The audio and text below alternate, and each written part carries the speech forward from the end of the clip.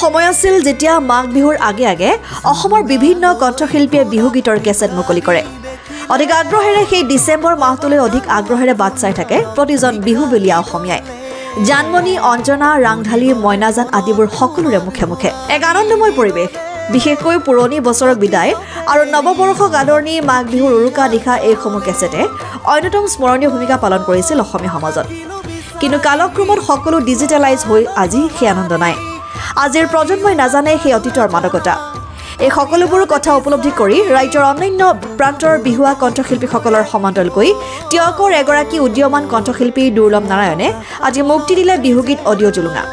হয়, টিয়কৰ ভাৰতীয় ষ্টেট বেংকত কৰ্মৰত দুৰ্লভে কৰ্মব্যস্ততাৰ মাজতে প্ৰায় 2 বছৰ সাধনা কৰি আজি টিয়কৰ বালিমাহী চাপৰিত এক গাম্ভীৰ্যপূৰ্ণ অনুষ্ঠানত উক্ত গীতটি উন্মোচন কৰি ৰাইজলৈ মোকলাই দিছে।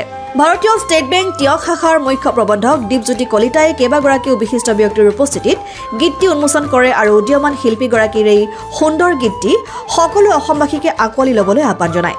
উল্লেখযোগ্য যে উক্ত গীতটি ইউটিউবত দুৰ্লভ নাৰায়ণ একাউণ্টত উপলব্ধ হ'ব বুলি জনাই গীতটি শুনি সকলোৰে পৰা সজ দিহা পৰামৰ্শ তথা আশীৰ্বাদ কামনা কৰিছে কণ্ঠশিল্পীগৰাকীয়ে। জুলুঙালৈ ফুৰা ভিখাৰী দেখিলে কবা জানো আপোনজনক ভিক্ষা দিবলে। আমি এনেকুৱা মাঘৰ বিহুৰ ছিজনত আচলতে জানমণি, অঞ্জনা, ৰাংঢালী এনেকুৱা খুব ধুনীয়া ধুনীয়া গীত মাতবিলাক শুনিবলৈ পাইছিলোঁ। আমাৰ শৈশৱবিলাক খুব সুমধুৰ হৈ আছিলে। সেই স্মৃতিবিলাক লৈ আজিও ভাল লাগে সোঁৱৰি। কিন্তু ক'ৰবাত নহয় ক'ৰবাত সময়ৰ গতিত এইবিলাক অলপ হেৰাই যোৱা যেন অনুভৱ কৰিছিলোঁ। সেইকাৰণে ঢোলত এটা বিহু নাম কৰিবলৈ আগ্ৰহী আছিলোঁ আৰু তেনেকৈ এটা গান কৰিছিলোঁ। ষ্টেট বেংকত কৰ্মব্যস্ত হৈ থাকোঁ, তাৰ মাজতে খুব কম সময় পাওঁ এইবিলাক আমাৰ মনোৰঞ্জন বা ধৰ্মী কামখিনি কৰিবলৈ।